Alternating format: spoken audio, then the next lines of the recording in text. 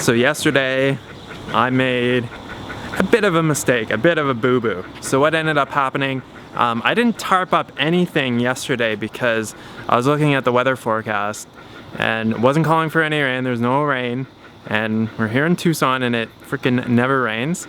This morning at 4 o'clock in the morning, I hear rain outside of our window and I just about had a heart attack because I knew that nothing was tarped. So I'm like, holy shit, holy shit, holy shit. So I went to the bathroom really quickly. I checked my phone and I saw that Andrew sent me a message. He's like, oh, hey man, it started raining at like 2:30. I tarped everything off, and you might want to start tarping things when you leave at the end of the day.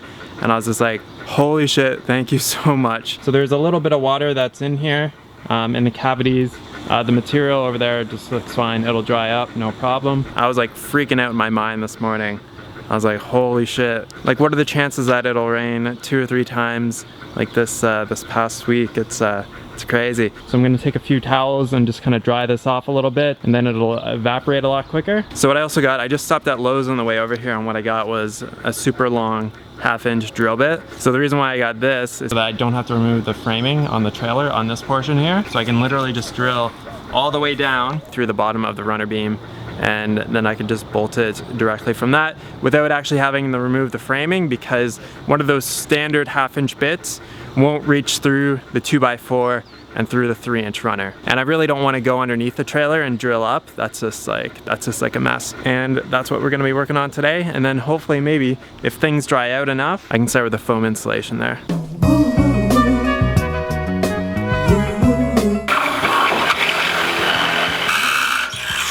That bit there makes this like a whole lot easier.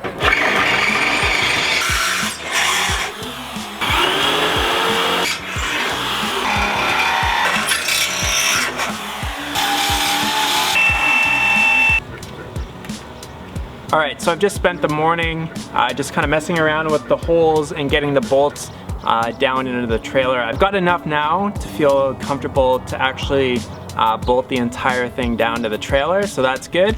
One little issue that I've run into is that this section here, I think when I was attaching the flashing onto it yesterday, it got slightly out of square, so it's not a perfect rectangle. It's more kind of slightly like a parallelogram, and it's not by much. It's only probably by maybe 1/4 to almost about 1/2 inch. And because that flashing is screwed to the underside of it, it's resisting me actually putting it back into square. So what's gonna happen here is along the entire line of this wall is that it's gonna be like slightly off.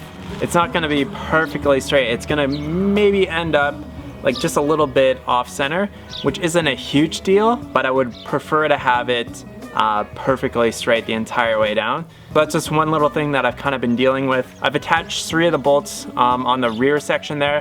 I just wanted to kind of get a feel for how I'm gonna actually attach them. I can't do any of the ones in the middle because I actually have to lay under the trailer, and then somebody has to be on top, and then use the ratchet driver from the top. So I will show you how to do one along the sides here, and it's just pretty simple, just a couple washers, a lock washer, and then some Loctite as well. But I'll definitely, I'll show you how I'm doing that though. Like I showed you on yesterday's video, so we've got the bolt that's countersunk. Just get my ratchet on top of there, and then below. So with quite a few of these bolts, some of them could have been 4-inch, some of them 5-inch. This one here definitely could have probably been almost a 4-inch bolt. It's easier to deal with the longer one. All you have to do is just fit on some more washers there. So we're gonna put 4 washers plus a lock washer. So just get all those up there, and then screw on the nut. Then what I wanna do here is just get some, just a little bit of Loctite in the threads here. You don't need a lot of this stuff, you just need some just to get in the threads. It'll work itself around there. Just get my wrench around there and then just tighten from the top here. And what I wanna do with this is I don't want it to be just super, super tight. I want it to be like very snug, I guess you could call it. The reason why I don't want it like super duper tight is because it will literally just pull the 2x4, and then the floor isn't gonna be as level as it would have been. So I just want to keep it like tight, but not to the point where I'm like just putting everything I got into it. It's got to be quite snug, but not too snug. I don't know how many ways I can explain that, but just not too tight. All right, I'm gonna have some lunch now. All right, red lentil chili for lunch. Let's get back to bolting down that trailer. To get the bolts in the middle of the trailer, I'm gonna need Andrew's assistance to bolt from the top, and I'll be laying underneath the trailer. All I'm gonna do is I'm gonna start at this one up here, and when I get everything on there, I'll just let you know, and then just start turning until it gets, like, you don't want to crank it down so it's like super tight. You just want it like snug. Yep, I got you, dude. Cool. Thanks. Just yeah.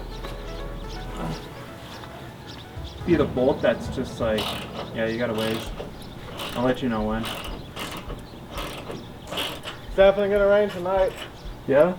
Yeah, just look at the clouds, dude.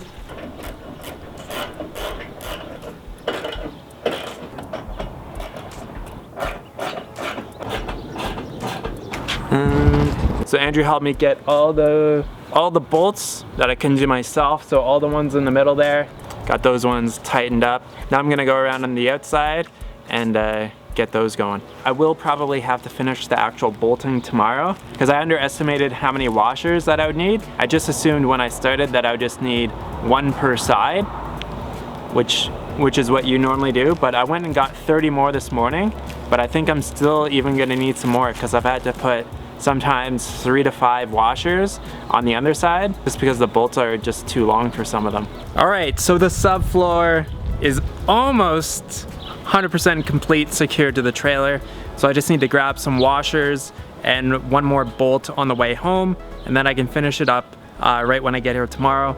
My goal tomorrow is to get a really good start on insulating the subfloor here. So I've got all this 2-inch foam, and then under the tarp here, I have some 3/4 inch foam. I don't know exactly how long it's gonna take me, but maybe if I get it done tomorrow, then that'll be good. Then I can lay down the actual subfloor the following day. I'm gonna get this bad boy tarped off so we don't have any more incidents like we did last night, cause that was like super stressful for me to hear the rain outside and know that I didn't tarp anything off. So newbie mistake, always tarp off. Who's that? Is that Bubba Pug? Hey, buddy. Is that Dewey? Dewey Chihuahua Papillon Beaconese? Is that Mummy? Yeah, it is. Yeah, we're just gonna switch it up. Switch up the sides. So you guys haven't seen Hannah all day. Did you miss me? Actually, for like a few vlogs. She's putting out the mukbangs, like mukbang. So like, funny today. Every day. No, every other day. I might start doing them less.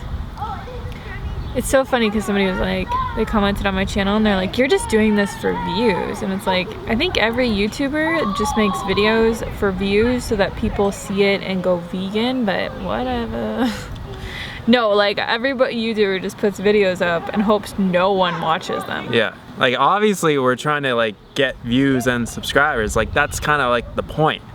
You know, obviously you're promoting a message, but in order to promote your message to more people, you want more people to watch your videos and subscribe to your channel. I just want the vegan mukbangs to overpower the non-vegan mukbangs. Like, yeah, like the non-vegan ones are disgusting. They're so popular though. Yeah. Like there's this girl that she puts out a video and it gets 60,000 views in a day. Some of her videos get like 400,000 views.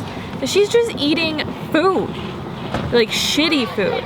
Yeah, people love it though. So it's like, we gotta try to counteract the crappiness with the deliciousness and healthfulness. Yeah. Plus I think they're just really good videos. Like I get to explain how I make stuff, how to, you know, cook and like do all that kind of stuff. And it's not just like watch me eat 2 vegan pizzas. It's like, this is how you make a bomb-ass vegan pizza. Which I might want to do someday. Just eat 2 vegan pizzas. Mukbang. Yeah. Anyways, that's a little bit of our rant for today. I will be back tomorrow to insulate the tiny house subfloor. And good times are a-rolling. Okay, we'll talk to you guys soon. Peace! Try it once more. Peace!